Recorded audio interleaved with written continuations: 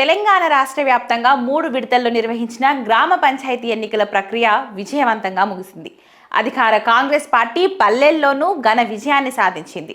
ఇక 3 విడతల ఫలితాలను పరిశీలిస్తే కాంగ్రెస్ పార్టీ సుమారు 56% స్థానాలను కైవసం చేసుకొని ఆధిక్యాన్ని చాటుకుంది. తొలి రెండో దశ ఎన్నికల్లో సత్తా చాటిన హస్తం పార్టీ మూడో విడతలోనూ అదే జోరును ప్రదర్శించింది. మూడో విడతలో 4159 స్థానాలను గాను 2286 చోట్ల కాంగ్రెస్ మద్దతుదారులు విజయం సాధించారు.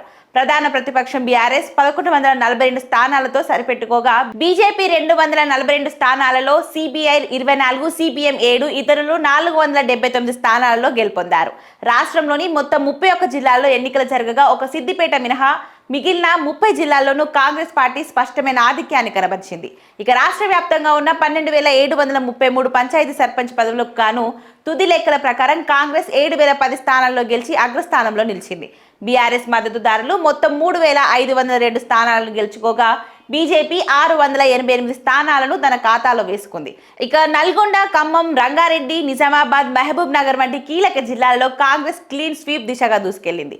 స్థానిక నాయకత్వం, ప్రభుత్వ పథకాల ప్రభావం ఈ ఫలితాలలో స్పష్టంగా కనిపించింది. ఎన్నికల ప్రక్రియలో ఓటర్లు ఉత్సాహంగా పాల్గొన్నారు. మూడో విడతలో అత్యధికంగా 85.77% పోలింగ్ నమోదైంది.